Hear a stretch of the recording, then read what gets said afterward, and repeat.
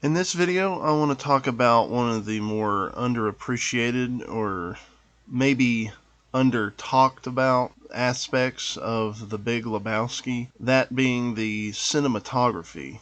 And I want to show you a couple of scenes and talk specifically about the composition, the framing, and where the camera is put, and how Roger Deakins' cinematography is one of the reasons this is the greatest comedy of all time. I'm going to start by showing you a scene from near the beginning of the movie, and what I want you to do is count the number of cuts there are. I'm throwing rocks tonight. Mark it, dude. This was a valued rug. This was Yeah, man, it really tied the room together. This was a valued, What tied the room together, dude? My rug. Were you listening to the dude's story, Donnie? Walter. Were you listening to the dude's story? I was bowling. So you have no frame of reference here, Donnie. You're like a child who wanders into the middle of a movie and wants to know... Walter, what's the point, man? There's no reason. Here's my point, dude. There's no fucking reason why these... Yeah, Walter, what's your point? Huh? Walter, what is the point? Look, we all know who is at fault here. What the fuck are you talking about? Huh? No, what the fuck are you... I'm not... We're talking about unchecked aggression here, What the dude. fuck is he talking My about? rug. Forget it, Donnie. You're out of your element. Walter, the Chinaman who peed on my rug, I can't go give him a bill. So what the fuck are you talking about? What the fuck are you talking about? The Chinaman is not the issue here, dude. I'm talking about drawing a line in the sand, dude. Across this line, you do not. Also, dude, Chinaman is not the preferred nomenclature. Asian American, please. Walter, this isn't a guy who built the railroads here. This is a guy... What the fuck are you Walter, he peed on my rug. He peed on the dude's rug. Donnie, you're out of your element. Dude, the Chinaman is not the issue here. So who? Jeff Lebowski, the other Jeffrey Lebowski, the millionaire. If you counted a grand total of 0, then you would be correct. And that is what I love about this shot. It's a wide shot where all three characters are in frame, allowing them to do their specific choreography, and all of that is contained within the frame, while at the same time they deliver their dialogue back and forth without any cutting between them, so you're able to focus on the conversation itself instead of the cutting back and forth. And this, in a nutshell, is why Roger Deakins' cinematography is so great in this movie. He parks the camera right where he needs to, so that the actors are all in frame and can act their scene out without having to worry about going back and forth between those cuts and getting different setups and interrupting the scene. That's the important takeaway. There is no interruptions in the scene. It all just plays out, which is fantastic for the comedy. It allows the comedy to come to life and breathe naturally in the scene. Let's take a look at another scene that does something very similar, and that will be the coffee shop scene where the dude and Walter are having a discussion about the severed toe. The cottonwoods whispering above. That wasn't her toe, dude. Whose toe was it, Walter? The fuck should I know?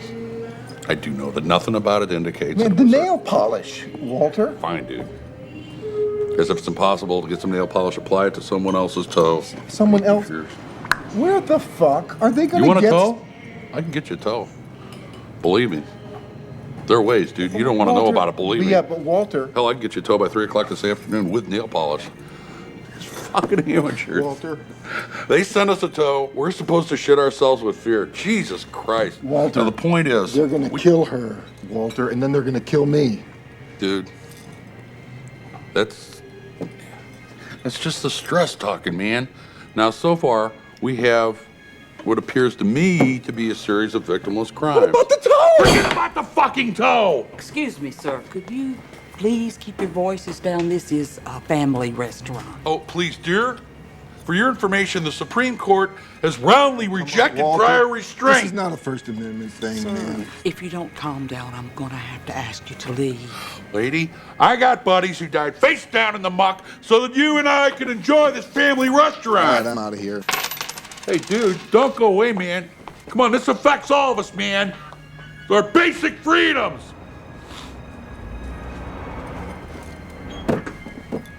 I'm staying. I'm finishing my coffee.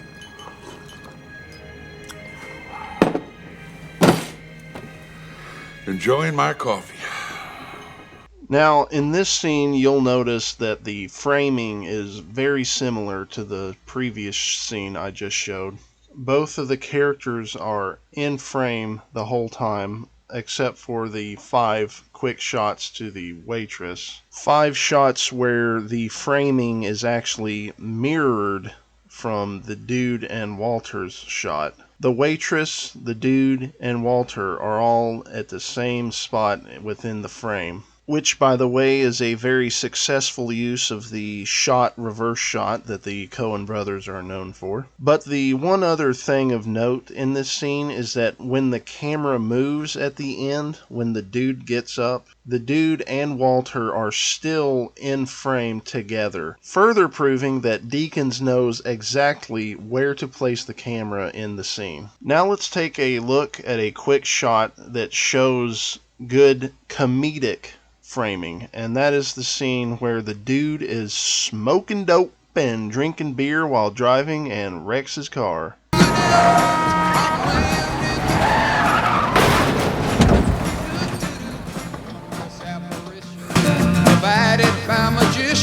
Now that is fucking hilarious.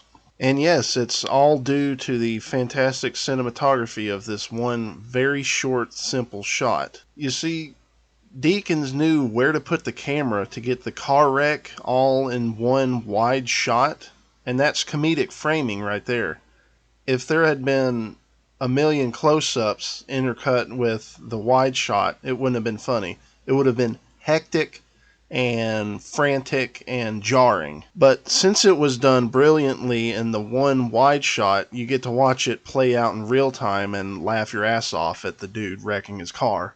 Now let's take a look at one final scene that showcases this movie's ability to do comedic framing and comedic cinematography. And that would be the fight scene near the end of the movie that is also made funny by the use of the great cinematography. Come and get it. We fuck you up! Show me what you got, nihilist. I fuck you! Walter, come on, he's got a Fucking sword thing, man. dipshit with a 9-toed woman. I fuck you! Fuck you! I fuck you! I fuck you! Take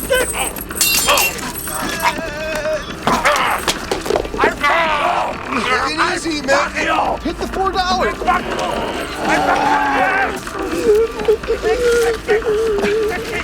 I fuck you! The fucking ball, man.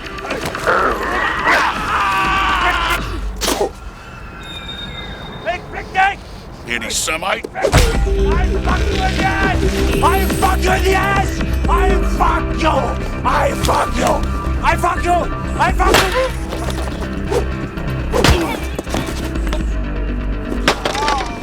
Okay, so this scene is funny in its own right because of the goofy nature of it, but the reason it is bolstered by the cinematography is very similar to the previous scene I just talked about with the car, and that's because everybody is in frame the whole time.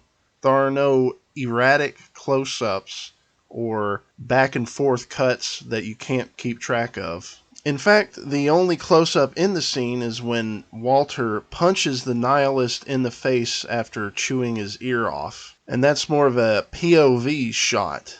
And lastly, the fight ends on a medium shot of the last nihilist getting hit in the face and back by Walter, and neither of these two shots are hidden by fast cuts or extreme close-ups. The violence is all in frame for you to see and laugh at. So hopefully I've shed some light on the cinematography of this movie and how fucking excellent it is all the way through the movie, all across the board. It's not just great simple framing and compositioning, but it's also very good comedic cinematography, which is extremely difficult to do. But Roger Deakins, being the man that he is, pulls it off no problem. And that's why I think The Big Lebowski is the pinnacle of comedic achievement. And yes, the performances across the board are amazing. John Goodman and Jeff Bridges really own their roles. The writing is top notch.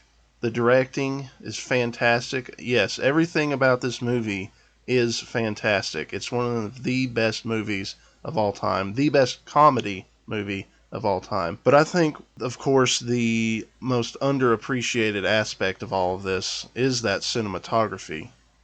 If they didn't have Roger Deakins, if they had somebody lesser, I don't think it would have been as funny. It wouldn't have been as successful as it was as a comedy. And that's why I just fucking love this movie.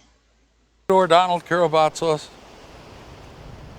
in accordance with what we think your dying wishes might well have been, we commit your final mortal remains to the bosom of the Pacific Ocean, which you loved so well. Good night, sweet prince.